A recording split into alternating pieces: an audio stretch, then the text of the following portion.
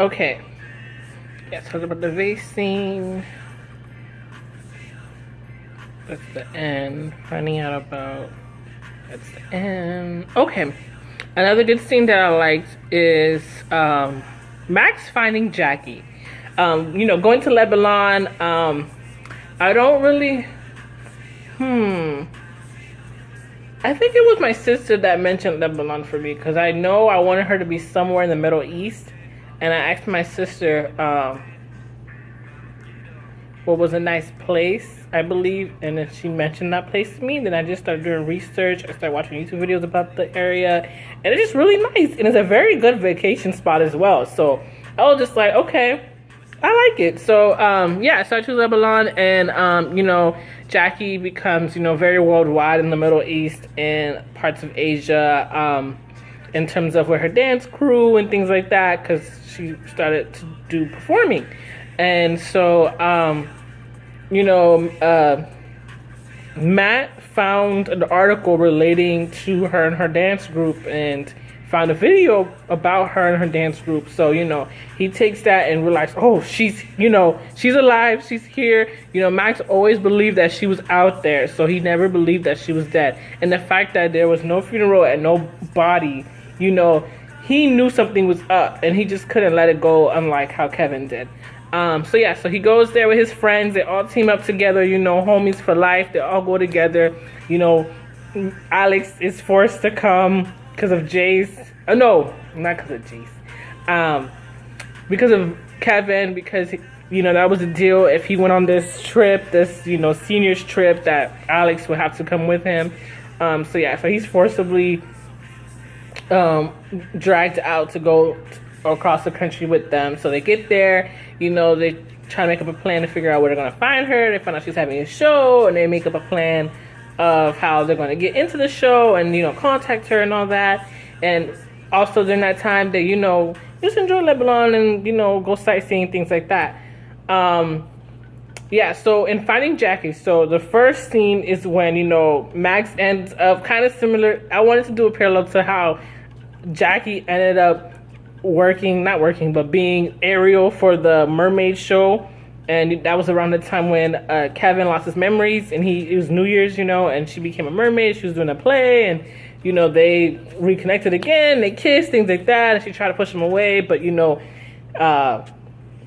destiny and the universe was not making them be pushed away and making things for them to be together again. So like that with Max. So like Max ended up becoming the prince for the show, and he was up there on stage. His friends were like, what? And so he's up there and he basically confesses to Jackie, like, I need you to come back home. I miss you. You're my mom. I love you. Like, please come back. I need you. And she kind of guilt trips her, saying, I'm going to graduate, so you should come. You missed all my whole life. And this is, I only graduated high school once, so you should be there. So she's kind of like, damn. And she's seen how much he's grown, so, she wants to be there. And she was thinking that she was going to stay with her parents maybe, and then, visit on the weekends or that type of thing. Not be a maid, live with them, and things like that. And this book for the Finding Dory, Max is a little cunning. He guilt trips people a lot and just gets them to do what he wants them to do. So that was the first scene, and then, Jackie runs away. She says no. And then, Max is very hurt by that. He just gives up, like, she don't want to come back with me. She said no, she's done. And he's just so heartbroken. And his friends get him to, it's their last day in Lebanon. He's like, dude, let's just go out. Let's forget about this. Because this was still our trip. I'm sorry that this happened to you. They were trying to ease his mind. So they go out and they go to a market outside of Lebanon. Just, market, people selling trinkets and goods and things like that. And so they're walking around, and then he knows Jackie, and I believe at the time she was playing with kids or something, and then she had like a little, kind of like a hijab, like she had like a little scarf around her head. And so he turns around, he notices her, and then, the hijab, the scarf just like falls out of her hair, and then he's like, oh my God, Jackie. And she notices him and she starts bugging it. Jackie loves to run. She's always running away from her fears. That's a big thing about Jackie as well. You know, she's a ride or die. She loves everyone. She'll be there for them. But she likes to run. That girl be scared. So she runs for it. And then, you know, he gets his friends like, hey, you guys, like, and I believe at the time he was talking in his watch. And that's also, you know, the product from KP Incorporations, you know, Max is, you know, Kevin's company. So, you know, talking like kind of like a walkie-talkie type of watch, similar to the Apple Watch. That's basically what it is. So anyway, they're running, and he's like, okay, you guys, you know, all access. Like, I was thinking kind of like Final Destination, like a Mission Impossible type of thing, you know, running, like, you know, those scenes where they're like in like some Arabian place or some foreign country, and then like the spies or whoever, they're running from the bad guys, or they're running towards the bad guys to catch him, and they're just like, shh, and then, you know, like there's people and they're like, get out of the way, and they're jumping over things. So that's how I pictured it. So, you know, Max is chasing Jackie, then they end up in top of I think it was a roof, yeah, and then he gets her all cornered, and he's like, can you come back, please? Bags, and then she's like, okay, and they hug it out and things like that, and get her dressed, and they go back to New York. I really love that scene. So that was another good scene.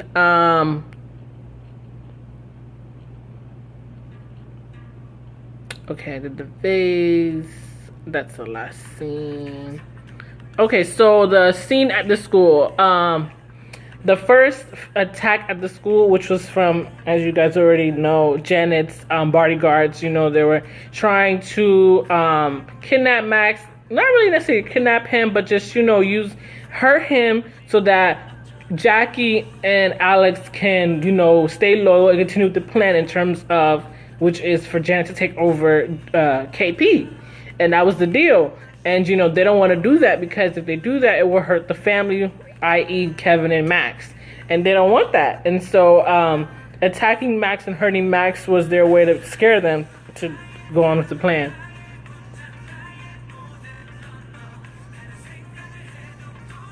Sorry, I love this song. I was like, who's this? Yeah, so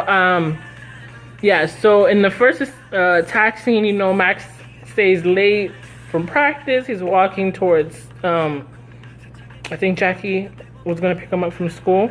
And so they're walking, and he's walking. Then he feels like some people are following him, finds out they are. He's running.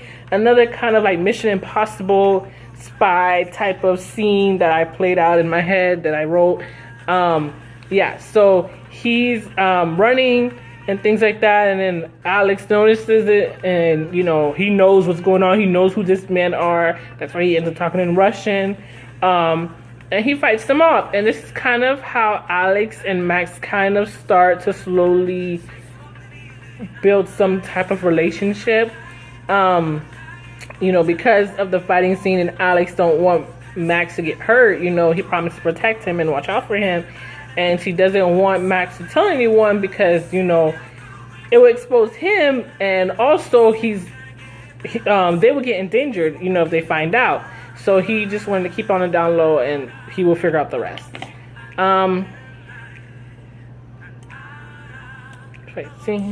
Okay, I'm just gonna mark all the things that I already said. And this is done. Okay, fight scene in Jackie's house was a very brutal fight scene. This is when Janet gets her goons to attack Jackie and her family. Max and Alex were there. I believe it was a Thanksgiving dinner or something like that.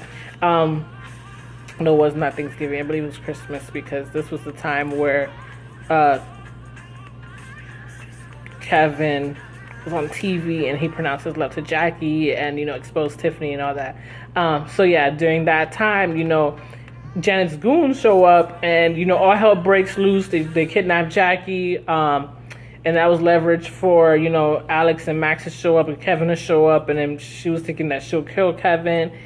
Kill Jackie because she wants revenge, and then also ultimately, you know, take over KP.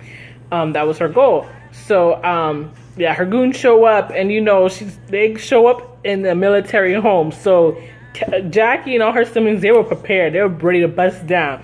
And, you know, they were afraid for the kids' safety. So they hid Max and Alex, I believe, in the kitchen. They were out.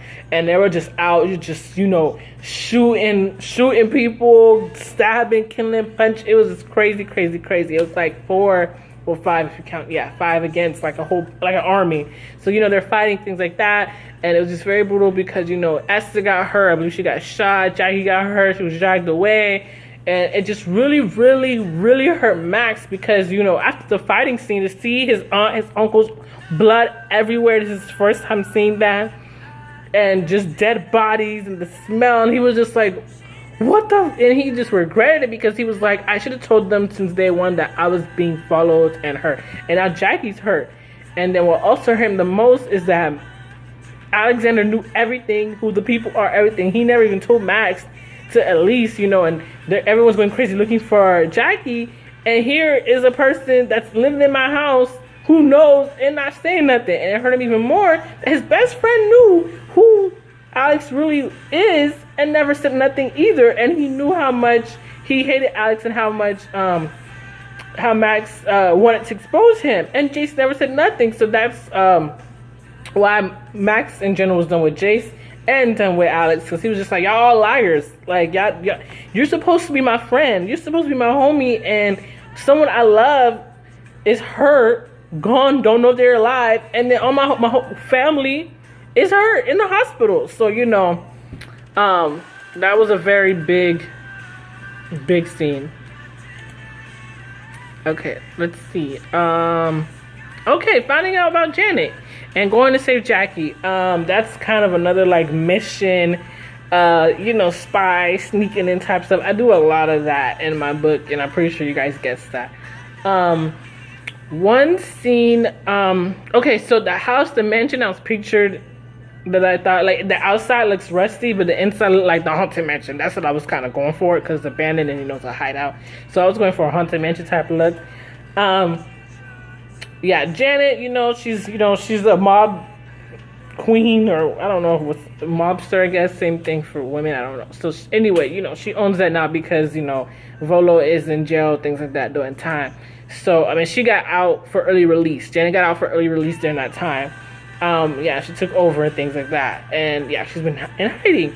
So, yeah, Jackie is kidnapped, you know, and she's like hid away somewhere. Max and his friends go to find her. He didn't want to worry his dad because he knew his dad would say, you stay here and I'll get my goons. The problem with the family, and I say family meaning Alex, Kevin, not Alex. Well, yes, Alex, he's considered part of the family. So Alex, Kevin, Max, and Jackie. No one tells each other anything. They all have the same intent, the same goal in mind. Like, for example, Jackie and Kevin's goal was to look for Janet and to put an end to her. That was Jackie's goal, and that's how they kept saying, like, oh, don't worry, when I get this done, we'll be together. When I get this done, we got a plan. I got a plan. They both had a plan. Mostly Kevin had a plan than Jackie. She was still kind of like, I don't really know, but, you know, she was trying to do something. But they both had the same exact plan. If they would just talk to each other, it would have went smoothly, like so much easier, and maybe no one would have got kidnapped, you know, Esther wouldn't got hurt, you know, her family wouldn't got hurt, all of that, you know. So that was another big thing, like communication. You know, communication is so important in terms of relationship, family, any human being that you want contact with, that you want to talk to and have a relationship with. Communication is number one, because if there's no communication, you end up kind of like Kevin and Jackie, you know, just screwed. So, figure of speech, you know, not literally. Okay. Okay. Yeah. Yeah, so, you know, they get kidnapped by Janet's goons, and then, because, you know, it was a trap, and then that's when Janet's, you know, she got her goons beating up Alex, and she's like, tell him who I am, and it's Janet. I never mentioned her since the first book, and that was like the middle of the book, you know, after you know, the whole Volo thing. And then after, when Kevin got shot, I haven't mentioned since Kevin got shot. So, you know, I was like, some of you guys guessed it. Some of you guys were like, where did she came from? I forgot about her. So, you know, that was the plan. Like, a lot of things that I put into my book, I try my best to like mention it once, and then I would never put it like again until later. Because it was a show, I believe it was Scandal. I'm a huge Scandal fan. Team Jake, okay. Well, now towards the end of the season, it was Team Nobody. I hated all the guys. They were lame. Olivia got on my nerves too. But anyway, yeah. So in Scandal, that's what I really love about Scandal. Because in Scandal, like, what's her name? Shonda Rhimes, who writes the show. She also writes How to Get Away with Murder. She will put little nuggets in her stories, and you would not know until like episodes later, and you'll be like, how did this happen? And they show you the flashback, and you're like, what? Like, that's kind of what I was going for with Janet's big debut back, you know? That's what I was going for. Oh, I was so happy about that. Ooh, that was my favorite scene to write, just like, and then you see her photo, like, I'm just, to me, just play that as a movie, like, oh, just like, and then she's like, she's my aunt, or no, she's my mom. That's what Alex said, she's my mother. And then you see Janet, you know, with the hat. She's basically Kardashian. I forgot which of the Kardashians, but that's her picture anyway. So yeah, she's there, and she's like, going like, and then, you know, Alex is like, and then there's a flashback of Max, because he did a DNA test. So anyway, that was a good scene. Another scene that I liked is the last chapter of Finding Dory, when Max is yelling at Alex when he finds out he's trying to commit suicide. And that's just like, you know, they're already doing the aftermath of Janet, you know, and the whole Tiffany situation and all that. So it's just like, Max is over the edge at this point. He's tired of lies, and just tired of people. He's tired of like the lies and people like not talking to him, no communication, act like a fool. Time and time again, he said this time and time again. He told his father, Dad, these people are after you, Dad, this, that. He just begged and begged and begged and begged for his father's attention. And Kevin was just like, it's okay, it's okay. Although granted Kevin had a plan and he didn't want to worry his son, still, you know, like, he basically neglected him. And that's what he's been doing all his life. And Max was kind of just like, you ain't shit, and I'm tired of it. I'm not going to wait for you no more when shit pops up or something happens or anything. I'm going to do my own thing. I'm going to take charge. So, you know, when Alex came in, you know, he was kind of getting more attention. You know, Kevin was treating him much nicer because the fact that Kevin already knew that Max was not his son. And because of that, or biological son, and because of that, that's why he treated him nicer, because he can tell that